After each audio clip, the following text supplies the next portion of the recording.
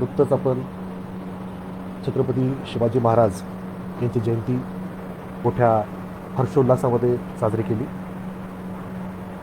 आज बहुजन संघटक ह्या पेजच्यातर्फे एक फार महत्त्वपूर्ण विषयावरती आपल्यासमोर काही मुद्दे मी प्रस्तुत करण्यासाठी उपस्थित झालो आहे.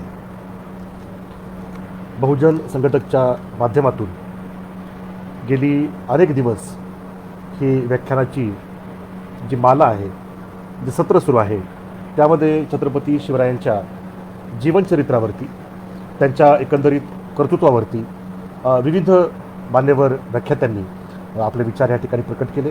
अतिशय महत्त्वपूर्ण विषयावरती मौलिक अशी माहिती आपल्याला ह्या ठिकाणी अनेक अशा व्याख्यात्यांनी ह्या ठिकाणी आपल्याला उपलब्ध करून दिली. शिवचरित्र, शिवरायांचं कर्तृत्व जाणण्यासाठी आपण बहुजन संघटक पेजवरती जे उपलब्ध व्याख्यान आहेत ते आवर्जून बघावे अशी मी आपल्याला नम्र विनंती करतो. ह्या बहुजन संघटक पेजचे निर्भीड नेतृत्व असलेले आमचे सर्वजीदादा बनसोडेजी, राहुलदादा खांडेकरजी, हर्षभाऊ स्थूलजी, सौरभभाऊ गन्नरजी यांचे मी या ठिकाणी शतशः आभार मानतो की त्यांनी मला ही संधी उपलब्ध करून दिली की आपल्यासमोर ह्या विषयावरती काही महत्त्वाचे मुद्दे आपल्यासमोर मला मांडता येतील. आजचा जो विषय आहे, छत्रपती शिवराय, आंबेडकरी दृष्टिकोनातून आपल्याला हे बघायचं आहे. पहिला प्रश्न आपल्या मनामध्ये निर्माण होईल की असे काही दृष्टिकोन वगैरे असतात का? तर मी आपल्याला ह्या विषयाच्या सुरुवातीला सांगू इच्छितो की ज्याला आपण आंबेडकराईट दृष्टिकोन म्हणतो, आंबेडकराईट व्ह्यू म्हणतो, किंवा फुलेशाह आंबेडकर दृष्टिकोन म्हणतो, फुलेशाह आंबेडकराईट व्ह्यू म्हणतो, हा जो व्ह्यू भारतामध्ये आहे, हा view it's a bare truth, हा सत्य दृष्टिकोन आहे. आणि जे इतर दृष्टिकोन आपल्याला अनेक वादाच्या नावाने जे उपलब्ध आहेत, त्या दृष्टिकोनामध्ये निश्चितच काहीतरी द्वेष, काहीतरी असत्य, काहीतरी फापट पसार आपल्याला दिसताना आढळेल.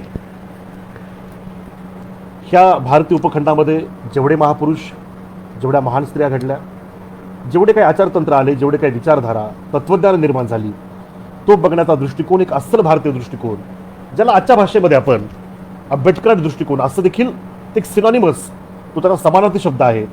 हे मला वाटतं की पुढे जाण्याच्या अगोदर आपल्यासमोर मी ह्या ठिकाणी क्लिअर करावं.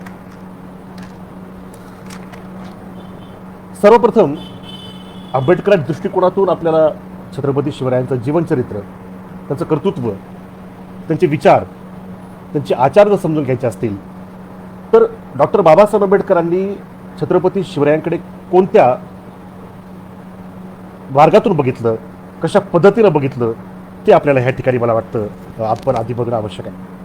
पहिली गोष्ट अशी, जेव्हा बाबासाहेब आंबेडकर ह्या व्याख्यानाच्या अगोदर आमचे परममित्र आदरणीय सिद्धार्थदादा शिंगारेजी यांनी डॉक्टर बाबासाहेब आंबेडकरांच्या ग्रंथ सामग्रीमध्ये जिथे जिथे म्हणून छत्रपती शिवरायांचा उल्लेख होतो, जिथे जिथे म्हणून शिवरायांच्या त्या कर्तृत्वाचा बाबासाहेबांनी ज्या ठिकाणी उल्लेख केलेला आहे, त्या सर्वावरती एक काय म्हणतात त्याला, आपल्याला एक ब्रीफमध्ये आपल्यासमोर फार सुंदर असं विवेचन एक 3-4 दिवसापूर्वी आपल्यासमोर केलेलं आहे. आपण ते आवर्जून बघावं. तोच एक धागा पकडून मी मला वाटतं याच्यासमोर आपल्यासमोर मांडणी करेल. बाबासाहेब आंबेडकर जेव्हा कोलंबिया विद्यापीठात होते त्यावेळेस बाबासाहेब आंबेडकरांनी संभाजीराजेंच्या काळातील सामाजिक, धार्मिक, राजकीय स्थिती यावरती प्रबंध लिहिण्यासाठी तो विषय निवडला होता. इंग्लंडच्या आर्काईव्समध्ये, इंग्लंडमध्ये जे फार मोठं लायब्ररी आहे, लायब्ररी ऑफ इंग्लंड, त्या विद्यापीठाची कोलंबिया विद्यापीठाची लायब्ररी आहे, अनेक आर्काईव्स त्या ठिकाणी आहेत. त्या आर्काईव्समध्ये जेवढे काही कागदपत्र USA अमेरिकन लोकांकडे उपलब्ध होते, त्या सर्वांचा बाबासाहेब आंबेडकरांनी अभ्यास करून संभाजीराजेवरती तो प्रबंध पूर्ण केला होता. तो प्रबंध आज प्रकाशित नाही, उपलब्ध नाही. असं होऊ शकतं महाराष्ट्र शासनाकडे जे डॉक्टर बाबासाहेब आंबेडकरांचे रायटिंग्स अँड स्पीचेस जे पूर्ण जे आज अप्रकाशित आहेत, त्यामध्ये तो प्रबंध आपल्याला येत्या काळामध्ये उपलब्ध होऊ शकेल. सांगायचं तात्पर्य असं की बाबासाहेब आंबेडकरांनी पहिला प्रबंधाचा विषय छत्रपती शिवाजी महाराजांचा जो ज्येष्ठ पुत्र होता छत्रपती संभाजीराजे यांच्यावरती घेण्याच्या पाठीमागे कारण काय असेल त्याचा विचार आपण मात्र या ठिकाणी निश्चित करावा. दुसरी गोष्ट अशी की अखिल भारतामध्ये जो बहिष्कृत वर्ग आहे, जे ब्रोकन पीपल आहेत, जर अस्पृश्य म्हणून गणल्या गेलं, ज्यांच्या कुठल्याही सामाजिक, धार्मिक, राजकीय, आर्थिक उन्नतीचा मार्ग प्रशस्त केला गेला नाही, धार्मिक गुलामगिरीमध्ये जे पिचत त्यांना पाडण्यात आलं, अशा ह्या बहिष्कृत वर्गाच्या भविष्यासाठी जे बंडाचं निशाण बाबासाहेब आंबेडकरांनी लावण्याचं जेव्हा ठरवलं, तर ती जागा कोणती असली पाहिजे, त्या जागेवरनं आपल्याला हे जे बंडाचं निशाण फडकवायचं आहे, धर्मसंघर्ष या भारतामध्ये उभा करायचा आहे, ते धर्मयुद्ध निर्माण करायचं आहे, हा जेव्हा प्रश्न उपस्थित झाला त्यावेळेस ठरलं की बहिष्कृत लोकांच्या क्रांतीसाठी जागा आपण निवडूया पंढरपूर. परंतु चर्चेमध्ये पुढे चलून डॉक्टर बाबासाहेब आंबेडकर म्हणाले की नाही, पंढरपूर आपण ह्या वेळेस कॅन्सल करूया. मला जागा हवी आहे कोकणामध्ये. कोकणचे लोक लढवई आहेत, शूरवीर आहेत. आणि दुसरी गोष्ट अशी की रायगडच्या आसपास जर जागा भेटली तर ती मला हवी आहे. कारण काय, तर रायगडावरती छत्रपती शिवाजी महाराजांचा राज्याभिषेक झाला होता म्हणून. आणि त्याच्या आसपास जर जागा मिळाली तर मला त्या ठिकाणी बहिष्कृत वर्गाच्या त्या स्वातंत्र्याच्या आंदोलनासाठी, बंडासाठी त्या ठिकाणी मुहूर्तमेढ रोवायची, असं डॉक्टर बाबासाहेब आंबेडकर यांनी चर्चेमध्ये म्हटलं. हे आपल्याला उपलब्ध आहे महाडचा मुक्ती संग्राम. हे महाराष्ट्र सरकारने प्रकाशित केलेलं पुस्तक आहे. लेखक आहेत प्राध्यापक राम बिवलकरजी आणि प्राध्यापक झुंबरलाल कांबळेजी. मी आपल्याला काही महत्त्वपूर्ण बाबासाहेबांची वाक्य या ठिकाणी वाचून दाखवतो. म्हणजे आपल्या लक्षात येईल की जेव्हा अखिल बहिष्कृत वर्गाच्या, ज्यांना अस्पृश्य म्हणून घोषित करण्यात आलं, त्यांच्या मुक्तीसाठीचं जेव्हा जागा ठरण्याची वेळ आली, त्यावेळेस छत्रपती शिवरायांचं शिवचरित्र, त्यांचं सर्व एकंदरीत जो इतिहास होता, त्या इतिहासातून प्रेरणा घेणं हे खुद्द डॉक्टर बाबासाहेब आंबेडकरांनी उद्धृत केलं. आणि सर्वात महत्त्वपूर्ण गोष्ट जे मला अधोरेखित करावी वाटते, राष्ट्रपिता क्रांतिबा पितामह फुलेजींनी जेव्हा शूद्र आणि अतिशूद्रांच्या ब्राह्मणी धर्माच्या गुलामीतून मुक्तीसाठी जेव्हा आंदोलन सुरू केले, त्यावेळेस त्यांनी देखील छत्रपती शिवरायांकडून प्रेरणा घेतली होती. हा इतिहास आपल्या सर्वांना माहीतच आहे. मी बाबासाहेबांना कोट करतो आणि सांगतो की पंढरपूर वर्ज्य करू आपण. आणि हा सांगितला विचारांती बाबासाहेब सांगतात, चढाईसाठी पंढरपूर वर्ज्य करावे असे मी ठरवलं आहे.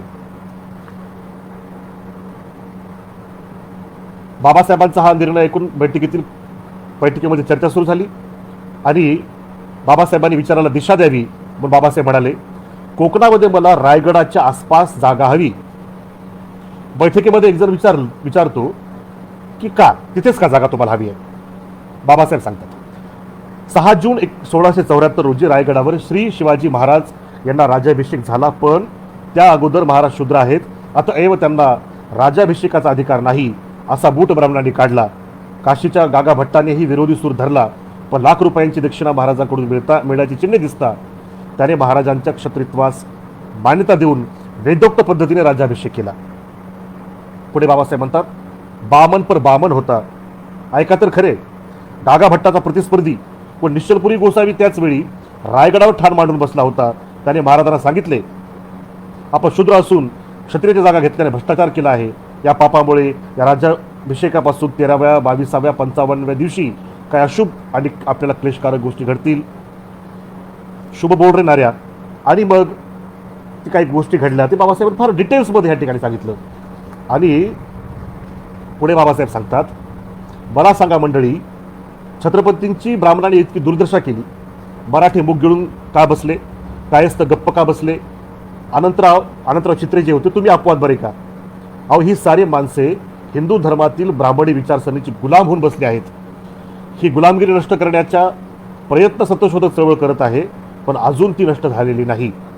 अनंतराव, या गुलामगिरीला चांगला धक्का बसावा व तो अस्पृश्यांच्या क्रांतिकारक समतेच्या चळवळीतून बसावा अशी माझी इच्छा आहे. मग मराठे व इतर तत्सम जाती जमातींचे डोळे उघडतील. हे साधले तर ही मंडळी तरी अस्पृश्यांकडे आपुलकीने पाहाव्यास लागतील. तेव्हाच हिंदू समाजात सामाजिक समता प्रस्थापित करता येईल. म्हणून रायगडाच्या आसपास आपल्याला बंडाला क्षेत्र मिळालं पाहिजे. त्यावेळेस बाबासाहेबांचे सहकारी अनंतराव चित्रे म्हणाले की बाबासाहेब, अशी जागा आमच्या महाडला आहे. आणि ती बोले ठरावांची, सिके बोले जे होते ज्यांनी ठराव पारित केला होता, मुंबई विधिमंडळामध्ये की सार्वजनिक पाणवठे वगैरे वगैरे सर्व बहिष्कृत वर्गाला, डिप्रेस क्लासेसला खुले आहेत, ते त्याचा उपभोग इतर नागरिकाप्रमाणे घेऊ शकतात. तर हा बोले ठराव त्याच्या कक्षेमध्ये ती महाडची जागा, महाडचं चौदार तळं येतं. बाबासाहेब खुर्चीतून ताडकन उठाले आणि म्हणाले, काय सांगता अनंतराव? मी म्हणतो अशीच ही जागा आहे. चित्र्यांनी पुढे आणखी इन्फॉर्मेशन दिली. ते म्हणाले की त्या ठिकाणी बौद्ध लेणी देखील आपल्याला उपलब्ध आहे. आणि बाबासाहेबांना धागा सापडला. बाबासाहेब काय म्हणाले शेवटी, अनंतराव, ही लेणी पाहणं हे आकर्षण खरंच. शिवरायाचा पायरव ज्या भागात विशेष करून झाला तो सर्व भाग एकदा पायदळी घालायची इच्छा आहे, सवड मात्र व्हायला हवी. म्हणजे ज्या ठिकाणी बाबासाहेब आंबेडकरांनी महाडला ज्या घटना घडल्या त्या घटनांचं वर्णन बाबासाहेब आंबेडकर धर्मसंकट म्हणून करतात. कारण बाबासाहेब आंबेडकरांचं स्पष्ट म्हणणं होतं, जो ब्राह्मण धर्म आहे तो अधर्म असून जो आम्ही श्रमण संस्कृतीतले आम्ही जे लोक आहोत तोच खरा धर्म पाळणारे लोक आहेत. त्यामुळे हा जो लढा आहे हा अधर्म विरुद्ध धर्म अशा पद्धतीचा धर्मसंग्राम आहे. बहिष्कृतांच्या मानवतेच्या मुद्द्यासाठी, त्याच्या सिव्हिल राईट्ससाठी, त्यांच्या हक्काधिकारासाठी जी लढाई बाबासाहेब आंबेडकरांनी प्रथम जो लढा लढला चौदार तळ्याच्या ठिकाणी, त्याची जी उत्पत्ती आहे त्या जागेची, ती जागा का निवडली त्या पण ह्या ठिकाणी मला वाटतं स्पष्ट झालेली आहे. छत्रपतींची, शिवरायांची ती प्रेरणा. दुसरी गोष्ट अशी, अनहिलेशन ऑफ कास्ट जगप्रसिद्ध पुस्तक आपण सर्वांनी ते वाचलेलं आहे. ह्या ग्रंथामध्ये डॉक्टर बाबासाहेब आंबेडकरांनी 8 उदाहरणं दिलेली आहेत. 8 उदाहरणं. बाबासाहेब सांगतात की राजकीय क्रांती होण्याच्या अगोदर धार्मिक व सामाजिक क्रांती होणं फार आवश्यक आहे. आणि ज्यावेळेस धार्मिक सामाजिक क्रांती होते, जेव्हा माणसाचं मन मुक्त होतं, त्यावेळेस तो जो समूह आहे तो समूह त्या ठिकाणी राजकीय क्रांती करू शकतो. मार्टिन ल्युथरनच्या धार्मिक सामाजिक क्रांतीमुळे युरोपचे लोक राजकीय क्रांती करू शकले. प्युरिटॅनिझममुळे 3 ठिकाणी क्रांती घडली. एक इंग्लंडमध्ये, नंबर 2 हे नवजगत जे आपण म्हणतो, न्यू वर्ल्ड, अमेरिकाचा शोध वगैरे वगैरे, हे सर्व प्युरिटॅनिझममुळे झाला असं बाबासाहेब सांगतात. आणि प्युरिटॅनिझममुळेच जे आजचं युनायटेड स्टेट्स ऑफ अमेरिका आपण बघतो, एवढं बलाढ्य राष्ट्र, हे बलाढ्य राष्ट्र का बनलं? त्या राष्ट्रातला जो समूह आहे तो समूह प्युरिटॅनिझम मानायचा. प्युरिटॅनिझम जो होता तो होता धार्मिक सामाजिक चळवळ. त्यांनी तिथल्या लोकांची मनमस्तिष्क मुक्त केली आणि तेव्हा ते राजकीय क्रांती करू शकले. अमेरिकेची जी वॉर ऑफ इंडिपेंडन्स आहे ते प्राप्त करू शकले. पुढे डॉक्टर बाबासाहेब आंबेडकरांनी मोहम्मद पैगंबर साहेबांचं उदाहरण दिलं, ज्यामुळे अरब लोक, जे रानटी लोक होते, ते स्वतःचे साम्राज्य स्थापित करू शकले. हा उल्लेख बाबासाहेबांनी केला. बुद्धाच्या क्रांतीमुळे चंद्रगुप्त मौर्यांचं साम्राज्य, नानकांच्या क्रांतीमुळे शीख लोकांचं राज्य आणि संतांच्या आंदोलनामुळे डॉक्टर बाबासाहेब आंबेडकरांचं म्हणणं असं आहे की छत्रपती शिवरायांचं स्वराज्य हे रयतेचं राज्य, ही राजकीय क्रांती सफल झाली. हा उल्लेख बाबासाहेबांनी या ठिकाणी केलेला आपल्याला दिसेल. यामध्ये एक प्रमुख मुद्दा मला वाटतं आपल्यासमोर अधोरेखित करावा, तो असा की प्युरिटॅनिझममुळे इंग्लंडमध्ये क्रांती घडली. हा जो बाबासाहेबांनी अनहिलेशन ऑफ कास्टमध्ये उल्लेख केला आहे तो अतिशय महत्त्वाचा. 1650च्या आसपासच छत्रपती शिवराय आहेत आणि 1650च्या आसपासच प्युरिटॅनिझमला आधार बनवून इंग्लंडमध्ये फार मोठी क्रांती घडलेली आहे. तो फार मोठा इतिहास आहे. तो केवळ मी या ठिकाणी अधोरेखित आपल्यासमोर करू इच्छित होतो. प्रश्न असा आहे की छत्रपती शिवरायांची ही जी राजकीय क्रांती आहे, ही राजकीय क्रांती नेमकी काय होती? तुम्ही कल्पना करा, 7 ते 8 बहामनी सुलतानांचं राज्य. बहमनी हा जो शब्द आहे हा ब्राह्मणी शब्दाचा अपभ्रंश आहे. ब्राह्मण वर्गाने, ब्राह्मणातील काही लोकांनी इस्लाम धर्म स्वीकारला आणि ते सुलतान झाले. आणि सुलतान होऊन एक तर शर्यत लागू केली त्यांनी आणि दुसरीकडे मनुस्मृतीला देखील त्या लोकांनी, त्या ब्राह्मणी राज्याने, जे बहमनी राज्य होते सुलतान, त्यांनी शर्यतला देखील मान्यता दिली आणि मनुस्मृतीचं देखील मान्यता त्या ठिकाणी दिलेली आपल्याला बहमनी हे जे 7 पातशाह्या होत्या त्या ठिकाणी आढळेल. त्यांच्या दरबारामध्ये हे सगळे तुर्क लोक, अफगाण लोक, अरब लोक, हे सगळे विदेशी लोक.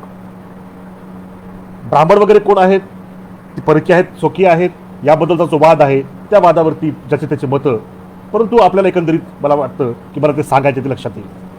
इकडे हे बहमनी यांनी हे जे भारतीय उपखंड पादाकृत केला, दक्षिण भारत. तिकडे मुघलांचं राज्य. मुघल कोण? हे काय स्वदेशी नव्हते, विदेशी होते. मग अशा वेळेस छत्रपती शिवरायांनी रयतेचं राज्य निर्माण करण्यासाठी प्रयत्न केला ही राजकीय क्रांती आहे.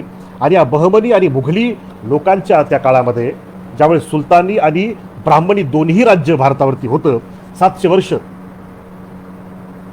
एक मौजेची गोष्ट अशी की इंग्रजांचं केवळ एक 50-60 वर्षाचं राज्य स्थापित झालं काही मोजक्या ठिकाणी, तर मंगल पांडेसारखा व्यक्ती उभा राहतो.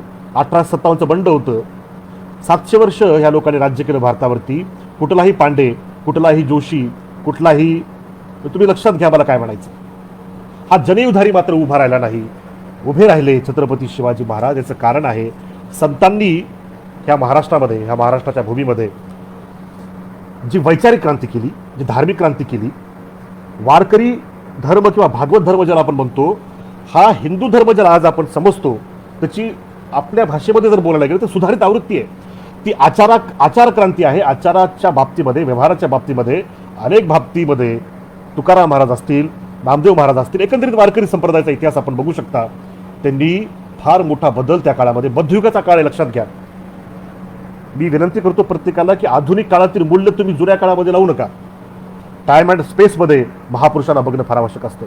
आणि संतांनी केलेल्या त्या वैचारिक घुसळणीमुळे, धार्मिक क्रांतीमुळे जे काही लोकांचे मनमस्तिष्क मुक्त झाले, त्या आधारावरती छत्रपती शिवरायांनी हे जे विदेशी साम्राज्य होतं, हे जे ब्राह्मणी बहमनी राज्य होते, याच्या विरोधामध्ये स्वकीयांचं बंड छत्रपती शिवरायांनी पुकारलं आणि ती राजकीय क्रांती त्यांनी सफल करून दाखवली. ही गोष्ट बाबासाहेब आंबेडकरांनी अनालिसिस ऑफ कास्टमध्ये अधोरेखित केलेली आहे. बाबासाहेब आंबेडकर छत्रपती शिवरायांकडे कसे बघायची, तो जो दृष्टिकोन आहे, तो दृष्टिकोन आपल्यासमोर मी मांडत आहे. बाबासाहेबांचं भाषण छत्रपती शिवरायांच्या त्रिसंवत्सरिक जयंतीनिमित्त बाबासाहेबांनी बदलापूर येथे केलं. अनेक अंग बाबासाहेबांनी छत्रपती शिवरायांच्या अंगाचे जे गुण होते त्याचं वर्णन एक तासभर केलं. परंतु त्या वर्णनापैकी केवळ एकच वाक्य आज आपल्याकडे उपलब्ध आहे, खंड क्रमांक 18 भाग 1 मध्ये. आपण ते आवर्जून वाचावं. बाबासाहेब सांगतात की छत्रपती शिवाजी महाराजांनी लोकोत्तर गुणाने राज्य मिळविले. म्हणजे बाबासाहेबांचा दृष्टिकोन कसा आहे शिवरायांकडे बघण्याचा. लोकोत्तर गुणांनी राज्य मिळवले. लोकोत्तर म्हणजे काय, हा प्रश्न, हा जो शब्द आहे तो शब्द आपल्याला पहिले समजून घेणं आवश्यक आहे. लोक अधिक उत्तर असा तो शब्द 2 शब्दांनी बनलेला हा एक शब्द आहे. याचा अर्थ आहे की एक्स्ट्रॉर्डिनरी. लोक म्हणजे हे जे आपला हे भौतिक जे विषय वस्तू आहे, ही पंचस्कंद आहे. लोकोत्तर हा शब्द पाली ग्रंथामध्ये देखील अनेक ठिकाणी आपल्याला पाहायला मिळतो. आणि उत्तर म्हणजे बियॉन्ड, ह्या लोकांच्या पलीकडे गेलेलं. म्हणजे जसं कोणी वीर व्यक्ती आहे तर शिवराय महावीर व्यक्ती होते, म्हणजे केवळ वीर नाही तर महावीर. कोणी मुत्सद्दी आहे तर छत्रपती शिवराय महामुत्सद्दी होते. म्हणजे छत्रपती शिवरायांच्या अंगी जे गुण होते ते गुण, त्याची प्रचंड प्रमाणामध्ये लोकोत्तरता सिद्ध होत होती. ती सिद्धता आपण जर बघाल तर अवघ्या 16व्या वर्षी तोरणागड जिंकणं हे काय तोंडचा खेळ नाही भावांनो बहिणींनो. छत्रपती शिवरायांचं एकंदरीत चरित्र आपण वाचलेलं, फक्त दृष्टिकोन मी आपल्यासमोर या ठिकाणी प्रस्तुत करतो. तो लोकोत्तर गुणांनी राज्य मिळवलं याचा अर्थ आपण समजून घेणं फार आवश्यक आहे. म्हणून ह्या अनुषंगानं जर आपण छत्रपती शिवरायांचं चरित्र बघितलं तर आपल्याला ह्या गोष्टी लक्षात येतील. आता फेसबुकवरती, सोशल मीडियावरती विशेष करून अनेकांच्या पोस्ट मी बघितल्या. अर्थात ही शोकांतिका पण आहे आणि एक प्रकारे अज्ञान देखील मला वाटतं याच्या पाठीमागचं कारण आहे. अनेक बहिष्कृत वर्गातील, ज्यांना शेड्यूल कास्ट म्हणतो, प्रश्न आला की शिवशाहीमध्ये आम्हाला काय भेटलं, हा प्रश्न होता. आम्हाला म्हणजे तत्कालीन काळातील जी मातंग आहेत, चर्मकार आहेत, महार जात आहे, त्यांना काय भेटलं. जी काही राजेशाही असेल त्या शिवशाहीचा फायदा पूर्णपणे मराठा कायस्थ ब्राह्मणांना झाला, अस्पृश्यांना काही याचा फायदा झालेला नाही, असा एक आक्षेप या ठिकाणी घेण्यात येतो. सर्वात महत्त्वाची गोष्ट, हे जे 7 बहामनी हे जे पातशाह्या होत्या त्यामध्ये मग काय भेटलं होतं अस्पृश्यांना. एकाने उत्तर दिलं की 52 अधिकार भेटले. बाबासाहेब म्हणतात हे 52 अधिकार जे बिदरच्या सुलतानांना दिले होते हे गुलामीचं द्योतक आहे. आपण वाचलं पाहिजे. मुघलशाही भारतात राहिली, मुघलशाहीनं अस्पृश्यांसाठी काय केलं हा प्रश्न कधी कोणी विचारला नाही. एवढंच नाही, भीमा कोरेगावमध्ये आपण 1818 पेशवाई गाडली, इंग्रजांची शाही स्थापन झाली, तर फार मोठा उत्सव साजरा होतो, शौर्य दिन आपण साजरा करतो. त्या पेशवाई आणि इंग्रजांच्या एकंदरीत राज्याबद्दल डॉक्टर बाबासाहेब आंबेडकरांचं जर मत आपण जाणलं, Pax Britannica and the Untouchables या ग्रंथामध्ये बाबासाहेबांनी ते लिहिलंय. What British are done to the untouchables. ब्रिटिशांनी अस्पृश्यांसाठी काय केलं, तर बाबासाहेबांनी उत्तर दिलं काहीही केलेलं नाही, असं त्या ग्रंथाच्या शेवटीचा निष्कर्ष बाबासाहेबांनी काढला. तो ग्रंथ खंड क्रमांक 12 मध्ये उपलब्ध आहे, पण तो वाचावा. केवळ एक गोष्ट मिळाली, ती म्हणजे इक्वॅलिटी बिफोर लॉ, आणि फार महत्वाची होती, ज्यामुळे मनुस्मृतीने विषारी केलेलं वातावरण याच्यामध्ये आम्हाला कमीत कमी मोकळा श्वास घेण्यासाठी भेटला. एवढंच काम इंग्रजांच्या राज्यामुळे झालं, असं बाबासाहेबांचं म्हणणं आहे. शिवशाहीमध्ये काय भेटलं आम्हाला, तर मला वाटतं शिवशाहीत काय भेटलं तर हे आपल्यासमोर मांडणं मला वाटतं अतिशय आवश्यक आहे. जे प्रश्न विचारतात त्यांच्यासाठी सांगते भगवान खेरबोडेंनी सिंहावलोकनमध्ये अनेक गोष्टींचं त्या ठिकाणी उल्लेख आपल्याला केलेला आढळेल. त्या उल्लेखामध्ये छत्रपती शिवरायांचं जे स्वराज्य होतं, त्या स्वराज्यामध्ये बहिष्कृत वर्गाची काय स्थिती होती त्याबद्दल काही महत्त्वाची नोंदी त्यांनी केलेल्या आहेत. मी वाचून दाखवतो. एक जात अस्पृश्यामधली बहार पूर्वाश्रमीची, त्यांच्याबद्दलची एक नोंद. श्री छत्रपती हे खंड क्रमांक 8, डॉक्टर भीमराव रामजी आंबेडकर, खंड क्रमांक 8, चांगदेव भगवान खेरबोडे यांचा हा ग्रंथ. श्री छत्रपती शिवाजी महाराज यांनी महारांना जंगलातील मार्ग, डोंगर किल्ल्यावर जाणारे गुप्त व उघड मार्ग यांच्यावर देखरेख करणे आणि डोंगरी गडातील लोकांना जळण व वैरण पुरविणे या कामावर नेमलेलं होतं. ही कामे म्हणजे लष्कराच्या संरक्षणाच्या नाड्या होत्या, त्या छत्रपती शिवाजी महाराजांनी महारांच्या हाती दिल्या होत्या. यावरून हे स्पष्ट होतं की महाराज महार जातीच्या इमानदारीची निशंकपणे कदर करीत होते. याशिवाय गडमाचीवर महारांची वस्ती ठेवणं हाही महाराजांनीच पायंडा पाडला.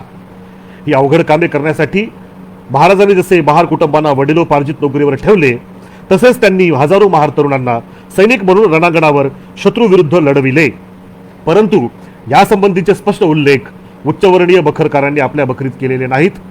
परंतु महाराजांच्या नंतरच्या मराठेशाहीच्या काळात हजारो महारांनी जे शौर्य गाजवलं त्याबद्दल त्यांना ठिकठिकाणी इनामी जमिनी, सरदारकी व पाटीलकी दिल्याचे पुरावे अस्तित्वात असल्याचे दिसून आलेले आहे. शिवशाहीत काय होतं, मला वाटतं हे ह्या वाक्यावर आपल्याला, ह्या ऐतिहासिक नोंदीवरून मला वाटतं याचे आक्षेप घेणारे जे काही आहेत माझे बांधव, मला वाटतं त्यांच्या हे लक्षात आलेलं असेल आणि मी तो संदर्भ देखील आपल्यासमोर मांडला आहे. भावांनो बहिणींनो, लक्षात घ्या, आधुनिक काळामध्ये बडोदा नरेश गायकवाडजी यांनी बाबासाहेबांना स्कॉलरशिप दिली, शिकवलं, परंतु ते त्यांच्या राज्यामध्ये बाबासाहेबांना घर देऊ शकले नाही. हे त्यांची मर्यादा होती. ह्या मर्यादा का होत्या, कशामुळे होत्या, त्या आपण शेवटी ह्या व्याख्यानाच्या बघणार आहोत. म्हणून एकंदरीत तुम्ही छत्रपती बडोदा नरेश गायकवाडांचं जे कर्तृत्व आहे ते झिरो करून टाकणार का, तर नाही, असं चलत नसतं. आपल्याला अनेक गोष्टी तत्कालीन त्या टाईम अँड स्पेसमध्ये बघणं फार आवश्यक असतं. त्या अनुषंगानं हे काही महत्त्वाचे मुद्दे आपल्यासमोर हे मांडलेले आहेत. अनेकांचं म्हणणं आता असं येतं की राज्याभिषेक का केला मग ब्राह्मणाच्या हाताने, वेदोक्त असेल आणि नंतर मग तांत्रिक पद्धतीने असेल. दोन्ही राज्याभिषेक ब्राह्मणाच्या हाताने छत्रपती शिवरायांनी केले.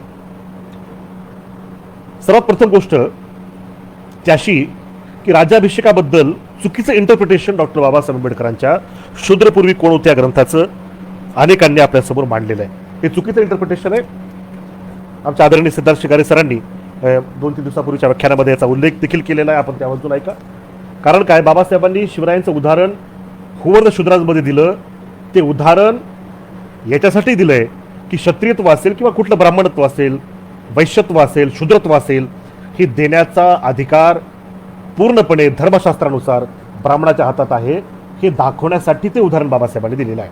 प्राचीन काळातील उदाहरणं दिली होती आणि प्राचीन काळातील उदाहरण देत असताना बाबासाहेबांनी प्रश्न उपस्थित केला. तुम्ही म्हणाल हे तर प्राचीन उदाहरण आहेत, आत्ताची उदाहरणं मी तुम्हाला सांगतो. शिवरायांचं उदाहरण दिलं आणि नंतर 1920व्या शतकामधलं राजे प्रतापसिंह महाराज सातारा यांचं देखील बाबासाहेबांनी उदाहरण दिलं. ते उदाहरण याच्यासाठी की हे जे आहे हे सर्व देण्याचा अधिकार कोणाकडे असेल तर तो धर्मशास्त्राने ब्राह्मणाकडे ठेवलेला आहे. मग ते चुकीचं इंटरप्रिटेशन आहे, तिकडे उदाहरण म्हणून बाबासाहेबांनी दिलं, हे बघणं आपल्याला अतिशय आवश्यक आहे. दुसरी गोष्ट अशी, राज्याभिषेक धर्मानुसार केला किंवा धर्मशास्त्रानुसार केला किंवा अनेक गोष्टी त्या आजूबाजूला आहेत. माझा असा प्रश्न आहे, 31 मे 1936ला बाबासाहेब आंबेडकरांनी धर्मांतराची परिषद घेतली होती. ती धर्मांतराची परिषद केवळ महारांचीच होती, एका जातीची. आणि बाबासाहेबांनी सुरुवातीला याचं उत्तर दिलं की मी केवळ एका जातीची का बैठक बोलवलेली आहे, सभा का बोलवलेली आहे धर्मांतराचा ठराव घेण्यासाठी. आपण ते वाचायला हवं. बघ आता फक्त महारांची परिषद घेतली, कोणी जरी आज उठला आणि म्हणाला की डॉक्टर बाबासाहेब आंबेडकर जातीवादी होते, केवळ महारांची परिषद घ्यायचे, त्यांनाच त्यांनी बोलवून त्यांच्यासमोर धर्मांतराचा चर्चा केली, असं जर कोणी उठून म्हणाला तर आपण त्याला काय म्हणाल? बाबासाहेब खरं तसे होते का? त्याचं उत्तर आहे नाही. मग का बाबासाहेबांनी असं केलं? तर भावांनो बहिणींनो लक्षात घ्या, आदर्श आहे जात वर्ण पोट जात याच्या पलीकडे जाऊन भारतामध्ये एक भारतीय व्यक्ती घडवायचा आहे. तो आदर्श व्यवहारामध्ये येण्यासाठी वेळ लागतो. तो वेळ बघा, आजही मी आपल्या समोर एक गोष्ट मांडू इच्छितो. 1956ला जे बौद्ध बनले ही एवढी मोठी जगातली क्रांती होती, फार मोठी क्रांती. ज्या लोकांकडे घर राहायला नव्हतं त्या लोकांनी बाबासाहेबांच्या एका हाकेवरती सगळा हा धर्म त्यागला आणि बौद्ध धर्म स्वीकारला. 56ला त्यांच्यामध्ये किती बदल घडलाय हा जेव्हा ओहापोह करतो तो प्रचंड मोठा बदल घडलाय. परंतु तो बदल एका दिवशी घडलेला नाही, टप्प्याटप्प्याने घडलेला आपल्याला आढळेल. म्हणजे बघा, ही गोष्ट जर क्रांतिकारी समाजाबद्दल असेल तर छत्रपती शिवराय मध्ययुगाच्या काळामध्ये धर्मशास्त्र धर्माचं त्यावेळेस पगडा हे एकंदरीत लक्षात घेत असताना आपण त्या राज्याभिषेकाकडे त्या दृष्टीने बघणं आवश्यक आहे. याच्या पलीकडे आणखी एक गोष्ट मी आपल्याला सांगू इच्छितो की शिवरायांनी राज्याभिषेक केल्यानंतर काय केलं. धर्मशास्त्राचे जे काही नियम होते ते नियम छत्रपती शिवाजी महाराजांनी धुडकावून लावले. अगोदर तर ते मान्य केले, राज्याभिषेकापर्यंत त्यांनी ते मान्यता दिली, पण पुढे चालून सिंधुबंदी असेल, एकदा का व्यक्ती भ्रष्ट झाला तर त्याला वापस धर्मात घ्यायचं नाही, तो बहिष्कृतच होतो. हे असे अनेक मनुस्मृतीचे नियम छत्रपती शिवरायांनी मोडले, तोडले, समाप्त केले. म्हणजे बघा, राज्याभिषेक हा का केला? कारण त्या काळामधली परिस्थिती आपण समजून घेणं आवश्यक आहे. उदाहरणार्थ, आज नागपूरच्या रेशीम बागेचं भारतावरती राज्य आहे.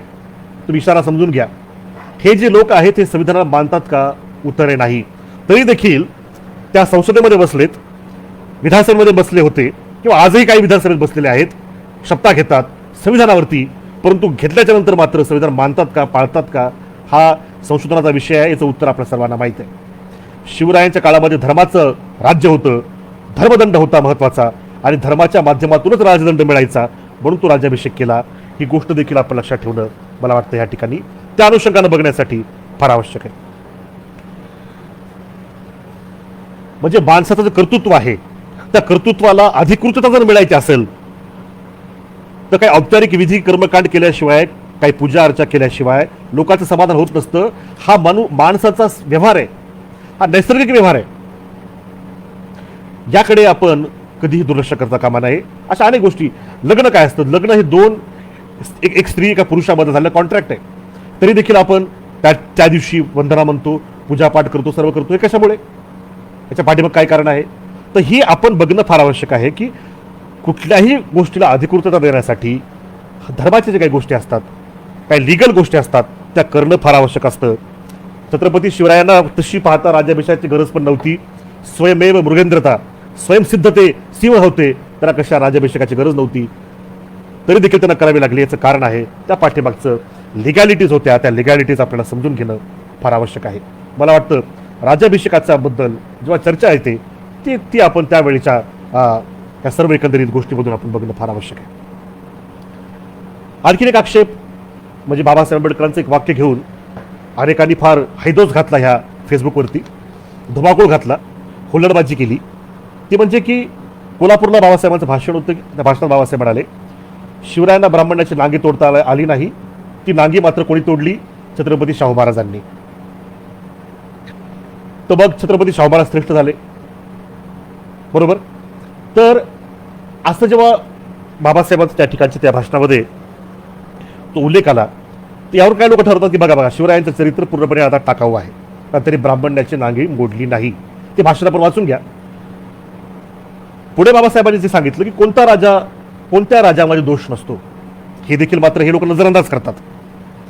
मी आपल्याला सांगू इच्छितो, खंड क्रमांक 18 भाग 3 मध्ये डॉक्टर बाबासाहेब आंबेडकरांनी सम्राट अशोकांना दोषी धरलेलं आहे. श्रीलंकेमध्ये यंग मेन्स बुद्धिस्ट असोसिएशन, तिथल्या तरुण मुलांचं जे बौद्ध सभा होती, त्यांनी बाबासाहेब आंबेडकरांना व्याख्यानासाठी श्रीलंकेमध्ये बोलवलं. श्रीलंकेची राजधानी कोलंबोमध्ये. विषय होता rise and fall of Buddhism in India. बाबासाहेबांनी स्पीच दिलं. श्रीलंकेतले युवा बौद्ध वर्ग, श्रीलंका म्हणजे असा देश ज्या ठिकाणी सम्राट अशोकांनी पोटची मुलगा आणि मुलगी पाठवून धर्माचा प्रचार आणि प्रसार केला.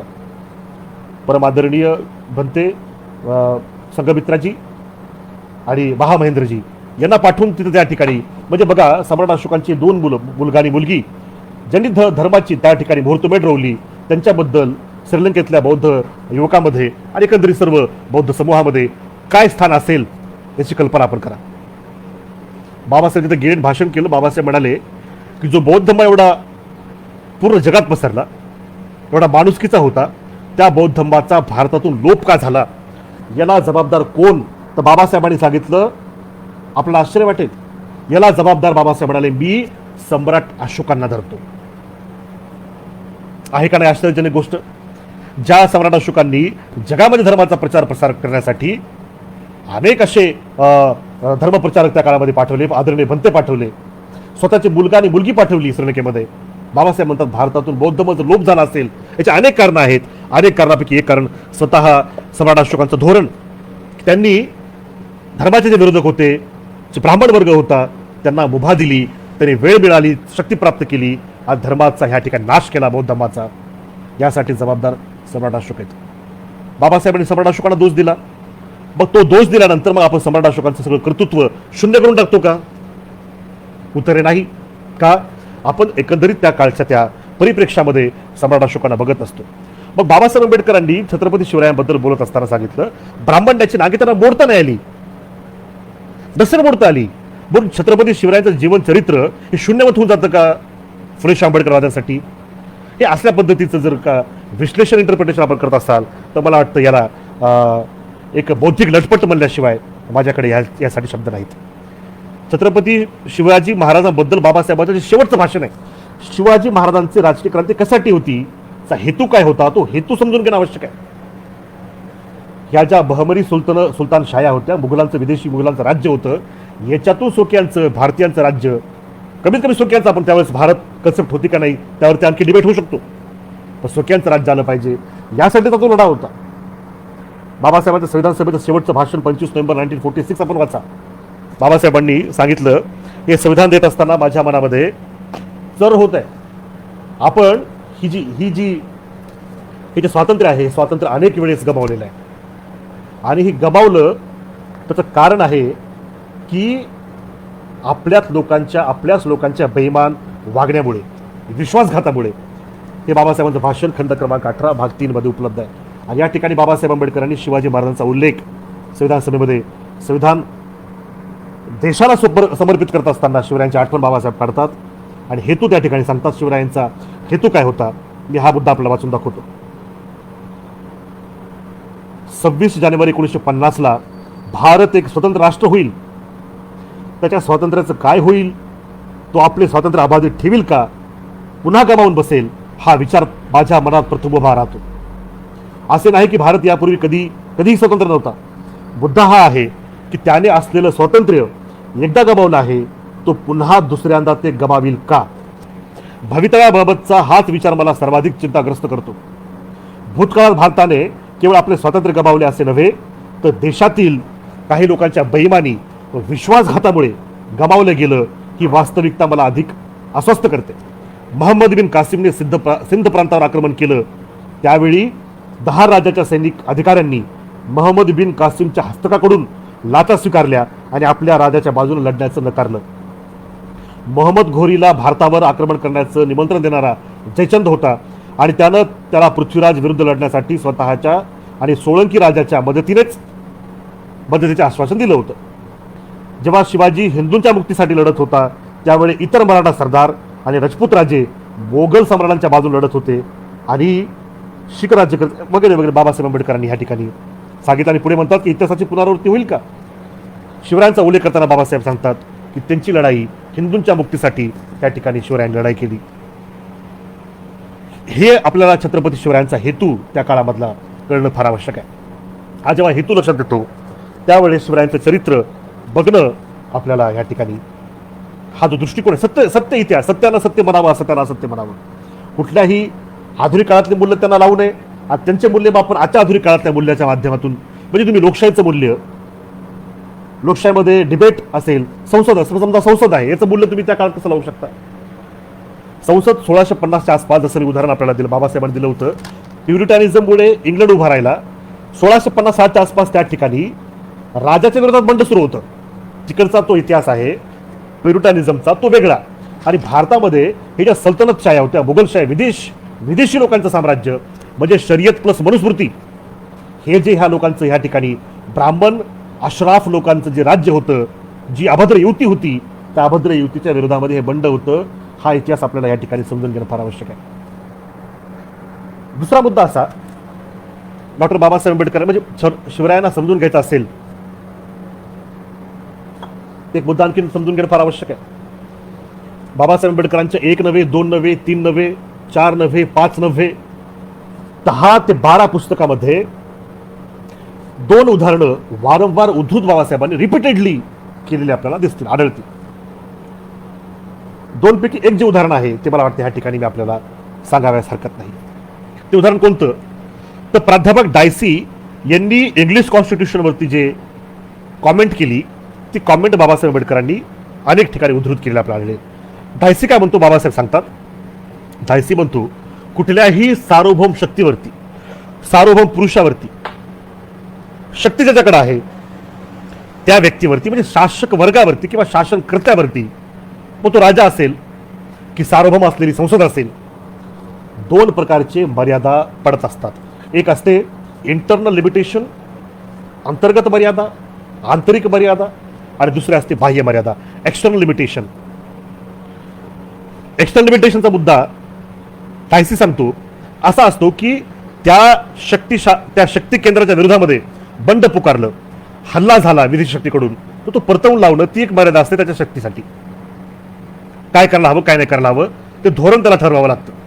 परंतु सर्वात महत्त्वाचं जर का कुठली मर्यादा असेल कुठल्याही शक्ती केंद्रावरती, शासक वर्गावरती, शासनकर्त्या व्यक्तीवरती, सार्वभौम शक्तीवरती, तर ती असते आंतरिक मर्यादा. आणि आंतरिक मर्यादा कशी निर्माण होते? तो व्यक्ती जो आहे, तो शासनकर्ता बनतो, त्याची वाढ संगोपन कशात झालं, कोणत्या विचारधारेमध्ये, कोणत्या धर्मामध्ये झालं, त्याच्या जीवनाचं मूल्य काय आहे, त्याच्या जीवनाचं तत्वज्ञान काय आहे, विचारधारा काय आहे, यावरती ती आंतरिक जे मर्यादा असते ती ठरत असते. डायसी पुढे लिहितो की अनेक जण विचारतात की इस्लामी जगताचा सुलतान इस्लाम धर्मामध्ये जे काही सामाजिक चालीरीती ज्या बिघडलेल्या आहेत त्याच्या विरोधामध्ये सामाजिक सुधारणा का करत नाही? तर डायसी उत्तर देतो की स्वतः सुलतानच मुस्लिम असल्यामुळे माझ्या धर्मात काहीतरी चूक आहे असं त्याला वाटत नाही. अनेक लोक फार म्हणजे निरर्थक प्रश्न विचारतात की जो पोप आहे तो पोप फलाने सुधारणा का करत नाही? डायसी म्हणतो जो क्रांतिकारी असतो त्याला पोप बनू वाटत नाही, आणि जो पोप असतो त्याला क्रांतिकारी बनण्याची इच्छा नसते. हे लक्षात घ्या. म्हणजे इंटरनल लिमिटेशनवरती जो बात करण्यासाठी जो पुढे येईल त्याला बाबासाहेब आंबेडकरांनी ह्या ठिकाणी ब्राह्मण्याचा कल्ला का ढासळला ह्यासोबत हे आपल्याला उदाहरण जोडून बघणं फार आवश्यक आहे. जेव्हा आपण बघू त्यावेळेस आपल्याला खूप साऱ्या गोष्टी क्रिस्टल क्लिअर होऊन जातील. आधुनिक काळामध्ये छत्रपती शाहू महाराज एकमेव द्वितीय उदाहरण आहे की ज्यांनी आंतरिक मर्यादावरती बात केली, इंटरनल लिमिटेशन्स तोडून टाकले, समाप्त केले, ध्वस्त केले. यावरती फार प्रदीर्घ मोठा लेख आम्ही लिहिलेला आहे पाठीमागे. तो लेख मी आपल्या पुढे परत पुनश्च एकदा आपल्यासमोर शेअर करेल. तो आपण तो आवर्जून वाचावा की छत्रपती शाहू महाराजांनी कशा पद्धतीनं हे जे इंटरनल लिमिटेशन त्यांच्यावरती पडलं होतं त्याच्यावरती बात कशी केली ते आपण त्या ठिकाणी बघू शकता. छत्रपती शिवरायांनी देखील त्यांच्यावरती त्यांचा जन्म क्षत्रिय घराण्यात झाला, ते क्षत्रिय होते हे कबूल करण्यामध्ये मला वाटतं काहीही प्रॉब्लेम कोणालाही नसावा. अनेकांचं म्हणणं असतं की ते क्षुद्र होते, कोणी म्हणतं फलानं. अरे ते क्षत्रिय होते हे स्वीकारलं तुम्ही तर काय प्रॉब्लेम आहे का? काहीच प्रॉब्लेम नाही ना. पुढे त्यांनी काय केलं किंवा छत्रपती शिवाजी महाराजांचे जे शेवटचा वंश ज्याला आपण वैचारिक म्हणतो छत्रपती शाहू महाराज, त्यांनी दिलेलं जे धोरण आहे ते धोरण जेव्हा आपण बघू तेव्हा ही वैचारिक उत्क्रांती आपल्याला दिसते. त्यामुळे ते आपण ह्या भानगडीमध्ये मला वाटतं पडण्यात काहीही हशील नाही. ही गोष्ट आपण लक्षात ठेवणं आवश्यक आहे. उदाहरणार्थ, माझा एक मित्र होता पुण्यामध्ये, आणि त्या मित्राला त्याच्या इंजिनिअरिंग कॉलेजमध्ये त्याचे काही तिथले मुलं म्हणले, ज्यांच्या डोक्यावरती एक अपप्रचार चालला होता की म्हणले बाबासाहेब आंबेडकर ब्राह्मण होते. तो मला छचे महार होते. आता बाबासाहेब आंबेडकर महार होते ऐतिहासिक तथ्य आहे का नाही? मग महार होते कबूल केलं आपण, तर बाबासाहेब आंबेडकर खरोखर अस्पृश्य ठरतात, खरोखर महारच ठरतात असं पण आहे का? एक वैचारिक, ते एक माणूस होते, एक व्यक्ती होते, ही पर्सनॅलिटी होती. ती आपण आजच्या अनुषंगाने जेव्हा आपण बघतो हे अशा पद्धतीने आपल्याला बघावं लागतं. शिवराय असतील क्षत्रिय असण्याचा कोणालाही काही प्रॉब्लेम नसू नये, हे देखील मला वाटतं या ठिकाणी सांगणं फार आवश्यक असेल. काही जण म्हणतात की ते एक राजा होते, आणि ते राजा असल्यामुळं अनेक राजे होऊन गेले, मग त्याचाच काय एवढा मोठा तुम्ही जयंती वगैरे करता किंवा काय सोच काय? भावांनो बहिणींनो, अनेक राजे होऊन गेले ही गोष्ट खरी आहे, परंतु काही मोजकेच राज्य आहेत ज्यांच्याबद्दल रयतेच्या मनामध्ये, रयत म्हणजे वी द पीपल, जनतेच्या मनामध्ये, बहुसंख्य जनतेच्या, अर्थात काही अपवाद असतात की ज्यांना काहीही चांगलं सांगा ते त्यांना पटत नाही. आता असे मोजके आपण सोडले तर बहुसंख्य जनतेची जी जी एक एक एक परंपरा असते, की एक बाला असते, विचाराची धारा असते, त्यामध्ये आपण जर बघाल चंद्रगुप्त मौर्य प्राचीन काळातला राजा, त्याबद्दल आज अनेकांच्या मनामध्ये प्रेम आहे. सम्राट कनिष्क असेल, अनेक आपल्या मुलाचं नाव कनिष्क ठेवतात. हर्षवर्धन जी असतील, सम्राट अशोक असेल, हे राजेच होते ना. काहींनी आजचं जे संविधान आजचं जे आहे किंवा संसद लोकसभा असं काही केलं होतं का? सर्वांना वोटिंगचा अधिकार दिला होता का? सम्राट अशोकाच्या नंतर 8 राज्य बनले मौर्य साम्राज्यामध्ये, पण सम्राट अशोकाचंच आपण नाव घेतो, इतर राजाचं नाव देखील कोणाला माहीत नसतील. शेवटचे राज्य बृहद्रथ, याचं फक्त नाव क्रांती प्रतिक्रांतीमुळे माहीत आहे. सम्राट अशोकाच्या नंतरच्या 4 राजाचे नावं सांगा असं जर विचारलं आपण कोणाला, सांगू शकत नाही. म्हणून आपण हे बघा, मग ह्या काळात छत्रपती शाहू महाराज यांचं आपण का नाव घेतो? तसंच मध्ययुगाच्या काळामध्ये जेव्हा आपण बघतो तर छत्रपती शिवरायांचं नाव आणि छत्रपती संभाजी राजेंचं नाव आजही आपण घेतो. जाती भेदाच्या पलीकडे जाऊन त्यांचं नाव घेण्यात येतं, घेतलं जातं. याचं कारण निश्चितच काही ना काहीतरी या पाठीमागे कारण आहे. ते इतिहासामधली जी धारा आहे ती पकडमध्ये येणं फार आवश्यक आहे. कारण कोलंबिया विद्यापीठामध्ये गेल्याच्या नंतर बाबासाहेब आंबेडकर यांनी शिवाजी महाराजांचा सुपुत्र संभाजीराजेवरती निबंध लिहिण्याचं काही कारणच नव्हतं ना. बरं, त्यांचा विषय इकॉनॉमिक्सचा बाबासाहेबांचा, छत्रपती संभाजीराजेचा विषय हा कल्चरल सोशल विषय. म्हणजे तुम्ही एक विचार करा, ही जी विचारधारा आहे बाबासाहेबांच्या पर्यंत, ही परंपरा जी पूर्व परंपरा आलेली आहे ही देखील आपण या ठिकाणी बघणं आवश्यक आहे. राजा होते, हो, छत्रपती शिवराय राजा होते. आता आपण मी स्वतः रिपब्लिकन डेमोक्रेसी मानणारा व्यक्ती, तरी देखील ह्या राज्यांच्या बद्दल मनामध्ये आपुलकी प्रेम भावना कशामुळे आहे याचं कारण आहेत भैया. भावना लक्षात ठेवा. हे फक्त तुम्हाला एक 16 कारण या ठिकाणी सांगतो आणि मला वाटतं पुढे आपण जाऊया. हे आदरणीय वासी बेंद्रे सरांचं पुस्तक आहे, छत्रपती शिवाजी महाराज उत्तरार्ध, 2 खंडामध्ये पुस्तक आहे. परंतु शिवशाही जी आहे, शिवरायांचं राज्य विशेष करून, शिवशाहीमध्ये अनेक राज्य होऊन गेले, पण दोघांचीच नावं आपल्याला माहीत आहेत आणि माहिती ठेवली जनतेनं. छत्रपती शिवाजी महाराज, संभाजीराजे, आणि सरळ मग आपण छत्रपती शाहू महाराज. प्रतापसिंह राजेचा उल्लेख येतो कारण छत्रपती शाहू महाराजांनी तो उल्लेख केलेले आहेत. आणि भीमा कोरेगावच्या काळामध्ये 1818च्या दरम्यान छत्रपती प्रतापसिंह राजेला देखील यांनी त्रास दिलेला आहे. वेदोक्त प्रकरण एकदा घडलेलं नाही. वेदोक्त प्रकरण शिवाजी महाराजांच्या काळात घडलं, नंतर छत्रपती प्रतापसिंह राजेच्या काळात घडलं. ती सभाच भरली होती साताऱ्यामध्ये, अक्षरशः तलवारी निघाल्या होत्या. ब्राह्मणांनी घोषणा केली की प्रतापसिंह राजे शूद्र आहेत. तो फार मोठा इतिहास आहे साताऱ्याचा, तुम्ही बघा. छत्रपती शाहू महाराजांसोबत झालं वेदोक्त प्रकरण, आणि बडोदा नरेश गायकवाड साहेबांसोबत देखील ते झालेलं आहे. हे म्हणजे त्रास काय ह्या लोकांनी बंद केला नाही हे देखील आपण लक्षात घेणं आवश्यक आहे. त्रास यांनाच का दिला,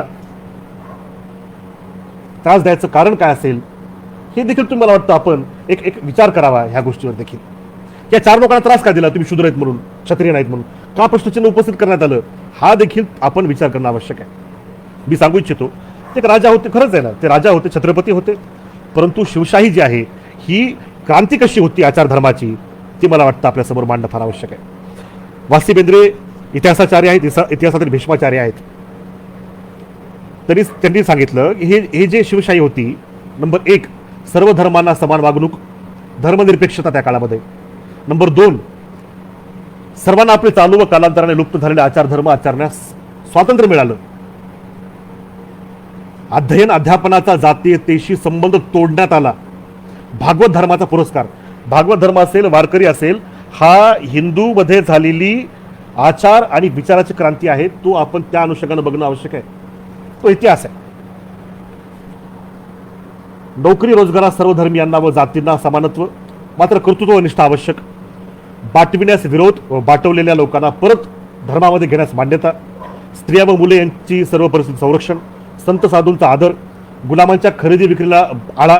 1670-80च्या दरम्यान 1670-50च्या आसपास शिवरायांनी गुलामगिरीवरती बंदी घातली होती. फार मोठा इतिहास, आपण ते वाचा. अनेकांच्या शिवचरित्र ते सांगतात, व्याख्याते त्यांच्या तोंडून तुम्ही ते ऐकत असाल.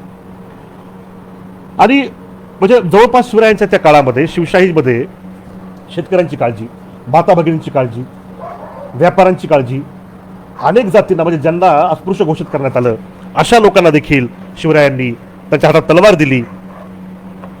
आता ह्या गोष्टी आपण ह्या ठिकाणी मला वाटतं बघणं फार आवश्यक आहे. याचा परिणाम काय झाला माहिती आहे?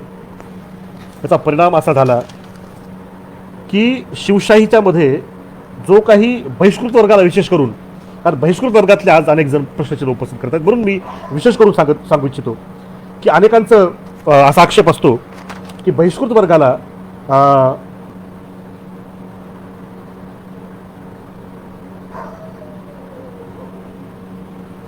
हे करण्यामध्ये काय कारण होतं. मग माझा दुसरा प्रश्न असा आहे की पेशवाईच्या काळामध्ये महारांच्या गळ्यामध्ये गाडगं बडकं का घालण्यात आलं?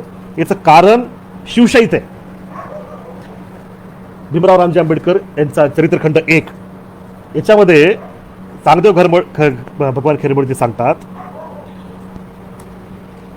की मराठ्यांच्या व पेशव्यांच्या कारकिर्दीत महाराणी एकंदरीत बहिष्कृतांनी समरांगणात आतुर पराक्रम केले. म्हणूनच ते अस्पृश्य गणले असताही त्यांचे पराक्रम या लोकांना, राज्यकर्त्यांना मान्य करणं भाग पडलं. ते पराक्रम इतके नेत्रदीपक असले पाहिजेत की ज्यांच्यामुळे राज्यकर्त्यांना महारांची जबरदस्त दहशत बसली असेल. यांच्या वाढत्या पराक्रमाला योग्य वेळी पायबंद घातले नाहीत तर हे सुरजोर होतील, शत्रूंना मिळून हे जे आमचं राज्य आहे हे बुडवतील, स्वतःच राज्यकर्ते होतील. या धास्तीने पेशवाईमध्ये महाराजांच्या गळ्यात थोपण्यासाठी गाडगं व पायाच्या धुळीतील छाप पुसण्यासाठी कमरेला बोराटीच्या झुडप्याचे फेस बांधण्यास पेशव्यांनी महाराणा भाग पाडले. म्हणजे शिवशाहीमध्ये बहिष्कृत वर्गाला असे असेल, कमी प्रमाणात का असेना किंवा अधिक, याचे पुरावे आपल्याला शोधावे लागतील आणि लिखित पुरावे भेटतील का नाही. कारण उच्चवर्णीय लेखकांनी, बखरकार सर्व ब्राह्मण होते, ते बहिष्कृताचा इतिहास लिहितील अशातला काही भाग नाहीये. बुकांचा नाही, आपल्याला लिहिण्याचीच परवानगी नव्हती. आपला इतिहास लिखित असेल आणि ह्या लोकांनी लिहिला असेल जे पारंपरिक शत्रू आहेत बहिष्कृतांचे, तर असं काही भेटेल असं वाटत नाही. परंतु आपण एकंदरीत जेव्हा बघतो शिवचरित्र, त्यावेळेस ही परंपरा आपण जेव्हा बघतो, यासाठी आपल्याला या गोष्टी मला वाटतं फार महत्त्वाचं आहे. शेवटी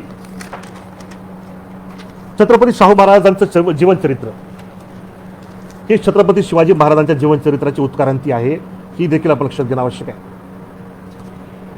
छत्रपती शाहू महाराज म्हणाले, आधुनिक काळामध्ये भारत राष्ट्र उभं करायचं असेल तर चातुर्वर्ण्यातील ब्राह्मण, क्षत्रिय, वैश्य, शूद्र आदी लोकांनी स्वतःहून स्वतःचे विशेषाधिकार समाप्त केले पाहिजे, नष्ट केले पाहिजेत आणि सर्वसामान्य लोकांच्या सारखं एक संध व्हायला हवं. हे शाहू महाराजांनी विशेष करून क्षत्रियांना आव्हान केलं होतं. शाहू महाराज पुढे म्हणाले, लोक म्हणतात की जातीभेद नष्ट व्हावा परंतु जाती मात्र राहाव्यात. शाहू महाराज म्हणाले, अरे जाती भेद वाढतो जातीमुळे, तर जातीच नष्ट करा. आणि हे जाती नष्ट करण्यासाठी जर समोर यावं लागेल ते कोणाला, तर ते मराठ्यांनी समोर यावं, असं आव्हान खुद्द छत्रपती शाहू महाराजांनी आधुनिक काळात केलेलं आहे. ही उत्क्रांती आहे छत्रपती शिवरायांच्या विचारांची, असंच मी मानतो. आणि याला अनेक पुरावे आपल्याला इतिहासामध्ये मला वाटतं या ठिकाणी मिळू शकतील. शेवटचा एक आक्षेप मला वाटतं या ठिकाणी सांगावा आणि या ठिकाणी थांबावं. अनेकांना असं वाटतं की शिवजयंती आपण बनवतो. आता बनवणारे जे आहेत ते एक नांदेडचे आमचे कुरुंदकर साहेब होते, वारले ते. कुरुंदकरांना फार महापुरोगामी म्हणतात. ते कुरुंदकर एक परंपरा आहे. कुरुंदकरांचं भाषण मला वाटतं परभणीत पण झालं होतं आणि हे शिवाजी महाराजांचं चरित्र सांगितलं. सांगितल्यानंतर तो कुरुंदकर म्हणाला, तो ब्राह्मण नांदेडचा, तो म्हणाला की पण तुम्ही खुश होऊ नका मराठ्यांनो, कारण शिवाजी महाराज राजपूत होते. असं म्हणून तो उठून गेला. सर्वांनी निषेधाचे ठराव पास केले त्याच्या विरोधामध्ये. ती तसली एक भाषा बोलणारे लोक भारतामध्ये होते, आहेत आणि भरपूर जण भेटतात. परंतु एक प्रश्न विचारला जातो फुले आंबेडकरवादी कार्यकर्त्यांना, विशेष करून जी बहुजन कन्सेप्ट समोर घेऊन चाललेत, 15 विरुद्ध 85% ही जी कन्सेप्ट घेऊन चाललेत, शत्रू कोण मित्र कोण हे देखील आपल्याला समजून घेणं या ठिकाणी आवश्यक आहे. आणि जसं ब्राह्मणत्वाला आपला विरोध आहे, यामुळे कोणी गाफील राहू नये की आमचा क्षत्रियत्वाला समर्थन आहे.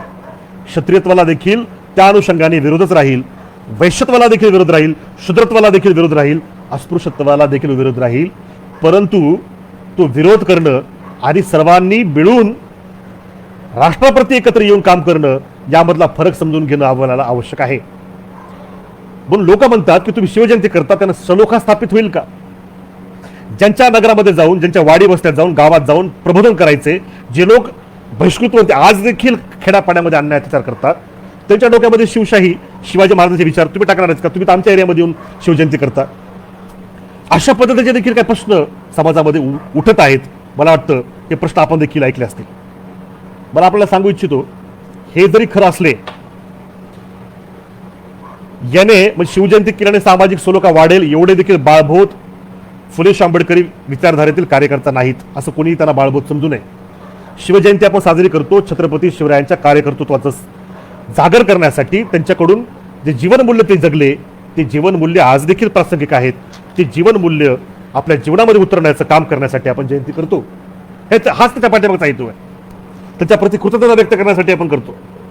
सामाजिक सलोखा होईल वगैरे काय होईल, तो एक अंग आहे, पण तो होईल का अशातला भाग नाही. अशा स्वप्नामध्ये कोणीही नाही. आम्ही बिलकुल अशा स्वप्नामध्ये नाहीत. मुद्दा असा आहे, असा आक्षेप घेणाऱ्याला माझा असा प्रश्न आहे की बाबासाहेब आंबेडकरांनी ह्या जातीयतेतून मुक्त होण्यासाठी महाराष्ट्राच्या जनतेला एक उपाय दिला होता.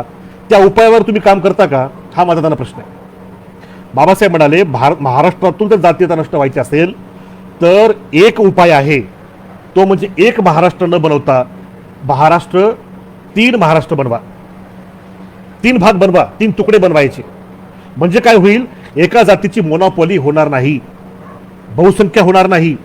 आणि मग ते एकदा का बहुसंख्यत्व झालं, मोनोपॉली झाली, तर कम्युनल मेजॉरिटी वाढते, कम्युनल वोटिंग वाढतं. आणि अशा वेळेस जातीचा जो जो जो मान असतो किंवा एक फार मोठी अशी ती जातीयता निर्माण होते, ती निर्माण होण्याला आळा बसेल जर आपण 3 महाराष्ट्र केले तर. महाराष्ट्र सम्राट अशोकाच्या काळामध्ये प्रशासनाच्या दृष्टिकोनातून 3 महाराष्ट्र होते, त्रयी महाराष्ट्रिका, हे बाबासाहेबांनी उल्लेख केलेला आपल्याला आढळेल. स्टेट थॉट्स ऑन लिंग्विस्टिक स्टेट्समध्ये ते बाबासाहेबांनी दिलेलं आहे. आणि बाबासाहेब सांगतात 3 महाराष्ट्र बनवा. जर बनवले तर ही जी बहुसंख्याकांची जी जातीयतेची जी मुहूर्तमेढ तुम्ही रोवताय, बलाढ्य राज्य बनवून, त्याला आळा बसेल. हा एकमेव उपाय आहे ह्या म्हणजे आपल्याला अन्याय अत्याचार होतो त्याच्यातून मुक्त होण्याचा. जर कोणी म्हणेल की हा महाराष्ट्र द्रोह आहे, असं कोणी म्हणू शकतो, तर छत्रपती शिवरायांचं जे स्वराज्य आपण मिळवलं एवढं त्यांनी, त्या शिवशाहीच्या गादीचे कोल्हापूर सातारा अशा 2 गादी झाल्या होत्या का नव्हत्या झाल्या? मग कोणी शिवद्रोही म्हटलं का त्यांना, स्वराज्यद्रोही कोणी म्हटलं का त्यांना? नाही. प्रशासकीय दृष्टिकोनातून ज्याचा त्याचा हक्क भेटला पाहिजे, श्री राजाराम महाराजांचा हक्क भेटला पाहिजे, शाहू राजांचा हक्क भेटला पाहिजे. 2 गाद्या झाल्या, ती वाटणी झाली. अगदी तसंच महाराष्ट्रामध्ये जर तुम्हाला अन्याय त्याच्यावरून मुक्त व्हायचं असेल तर महाराष्ट्रातल्या शेड्यूल कास्टला एकच उपाय आहे. एकसंध महाराष्ट्रामध्ये जातीय बहुमत तयार होतं, त्यामध्ये तुम्हाला अन्याय अत्याचारापासून मुक्ती मिळणार नाही. त्यासाठी तुम्हाला 3 महाराष्ट्रासाठी झगडावं लागेल. हा उपाय बाबासाहेबांनी दिला. ह्या उपायावरती हे आक्षेपक किती काम करतात याचं उत्तर त्यांनीच आम्हाला द्यावं. छत्रपती शिवरायांची जी प्रासंगिकता आज आहे, जी आम्हाला वाटते, जी वाटायला हवी, ती कशात असेल तर विदेशी पातशाह्या, मुघलशाही, म्हणजे अनेकांना वाटतं मुघलशाही, आणि हे विदेशी लोक होते, तुर्की लोक, अरब लोक, अफगाण लोक, हे काय स्वदेशी नव्हते. हे सेंट्रल एशियातून आलेल्या टोळ्या होत्या, रानटी टोळ्या. मी स्वतः दिल्लीमध्ये असताना औरंगजेबाचा ते सर्व इतिहास बघितलेला आहे. दिल्लीच्या म्युझियममध्ये, नॅशनल म्युझियममध्ये गेलो होतो, आर्काइव्हमध्ये. तिथे त्या औरंगजेबाचा खंजर ठेवलाय, खंजर एकदम तुम्ही मधात गेले. सेकंड फ्लोअरला मध्ययुगीन काळातील शस्त्रास्त्र ठेवलेली आहेत, मुघलांचा जो अगदी दरवाजामध्ये उजव्या साईडला फार मोठा एक हे ठेवलेला आहे, आणि त्याच्यामध्ये तो खंजर ठेवलाय औरंगजेबाचा. आणि तो औरंगजेबाच्या त्या खंजरवर लिहिलंय, या अली हिंदुस्तान के तकदीर का ताला मैंने इस खंजर से खोला, असा तो अनुवाद हिंदीमध्ये होतो. म्हणजे हे असले लोक आहेत. यांच्या विरोधामध्ये स्वकीयांचं भूमिपुत्रांचं राज्य स्थापन करणं ही स्वातंत्र्याचं बंड, स्वातंत्र्याची प्रेरणा ती शिवाजी महाराजांकडून घ्यायची. मातृप्रेम पितृप्रेम जे आहे, आई वडिलांचं स्वप्न साकार करणं, हे जे शिवाजीचं चरित्र आहे शिवाजी महाराजांचं, ही प्रेरणा आम्हाला घ्यायची. आजची जी प्रासंगिकता त्यांची आहे, म्हणजे आज काय गड स्थापन करा, गडावरती जा, तलवार हातात घ्या, हे असले बाळबोध छत्रपती शिवराय सांगणारे लोक आहेत, असा जो अनेकांचा गैरसमज झाला आहे तो कृपया आपल्या डोक्यातून काढून टाका. आंबेडकराईट दृष्टिकोनातून जेव्हा आपण बघू तेव्हा आजची जी प्रासंगिकता शिवरायांची आहे ती स्वातंत्र्याच्या जाज्वल्य प्रेरणेमध्ये, मातृप्रेम पितृप्रेम, त्यांचं स्वप्न साकार करणाऱ्या एका सुपुत्रामध्ये, सुपुत्र कसं व्हावं ते शिवरायांसारखं, यामध्ये ते प्रेरणा आहेत. स्वतःचा मुलगा घडवला, बालसंगोपन छत्रपती संभाजीराजांना शिवाजी महाराजांनी घडवलं. कसं घडवलं तो इतिहास आपल्या सरस्वृत आहे. मुलांना घडवावं कसं, एक आदर्श वडील, हे शिवाजी महाराजांकडून आजची प्रासंगिकता आहे. स्वाभिमान, जाज्वल्य स्वाभिमान. एक उदाहरण सांगतो, या ठिकाणी थांबतो. तो उदाहरण असं, शिवरायांना ते मिर्झा राजा जयसिंग जो होता, त्या मिर्झा राजा जयसिंगनं तह केला औरंगजेबाच्या त्या याच्यामधून. आता तहात होतं की शिवराय आग्र्याला भेटायला जातील औरंगजेबाला. प्रसंग अनेकांना माहित आहे. आणि शिवरायांना पाठीमागे उभं केलं, 10,000 मनसबदारामध्ये उभं केलं. त्यावेळी शिवरायांसोबत संभाजीराजे सोबत होते. विचार करा, एवढा मोठा आलमगीर बादशाह, भारतीय उपखंडाचा जवळपास पूर्ण भाग त्याच्या कब्जामध्ये, दरबारामध्ये सगळं सैन्य त्याचं, सगळे लोक त्याचे, धर्मसत्ता, राजसत्ता, अर्थसत्ता सगळी त्याच्या पायाची लोळण घालणारी त्या औरंगजेबाच्या, आणि त्याच्या दरबारात छत्रपती शिवाजी महाराज उभे. आणि तो जो काळ आहे त्या काळामध्ये शिवरायांचं राज्य म्हणजे दक्षिण दिग्विजय त्यावेळेस झालं नव्हतं. तर एवढंच कळलं साम्राज्य महाराष्ट्रामधलं आपलं, थोडाफार भाग आपला याचा खाली कर्नाटकचा. तर तिथलेही राजा छत्रपती शिवाजी महाराज. आणि मग जेव्हा हा अपमान केला शिवाजीराजांनी, तो सहन केला नाही. डायरेक्ट आलमगीर बादशाहच्या तोंडावरती छत्रपती शिवरायांची उत्तर दिली. जो त्या ठिकाणी भाषा छत्रपती शिवरायांनी वापरली, ती जर का कुठलाही स्वाभिमानी व्यक्ती बघेल ना, त्यावेळेस त्याच्यामध्ये तो स्वाभिमानाची जाज्वल्य प्रेरणा जागृत झाल्याशिवाय राहणार नाही. तोंडावर त्याच्या म्हणाले की हे जे लोक मला पाठ दाखवून पळाले, त्यांच्या लाईनला मला उभं केलं तुम्ही, मिर्झा राजा जयसिंग. हे 5,000 10,000 मनसबदार आमच्या घरी पाणी भरतात. तुम्ही बघा, ते वाचा शिवरायांचा इतिहास. अहो, साधा नगरसेवकाच्या घरी, महापौराच्या घरी, आमदाराच्या खासदाराच्या घरामध्ये स्वतःचेच हक्काधिकार मागायला आज जे लोक जातात, त्याच्या पुढे तुम्ही असं करून हाताची घडी घालून उभं लागतात रोज लोक. आज शिवरायांचा स्वाभिमान काय असेल, ते स्वाभिमान आम्हाला घ्यायचा ही प्रासंगिकता आहे. अशा एकंदरीत त्या शिवचरित्रातून ज्या घडामोडी घडलेल्या आहेत त्याकडे हा बघण्याचा जो सत्य दृष्टिकोन आहे, ज्याला आपण आंबेडकर दृष्टिकोन म्हणतो, फुले आंबेडकर दृष्टिकोन आपण विस्तारानं म्हणू शकतो, त्या दृष्टिकोनातून शिवरायांचे चरित्र आपल्याला समजून घेणं फार आवश्यक आहे. आपण ते सर्व समजून घ्याल एवढी या ठिकाणी मी आपल्याकडून आशा बाळगतो. आणि परत एकदा आपल्या सर्वांचे धन्यवाद मानतो. आणि मला वाटतं या ठिकाणी मी थांबतो.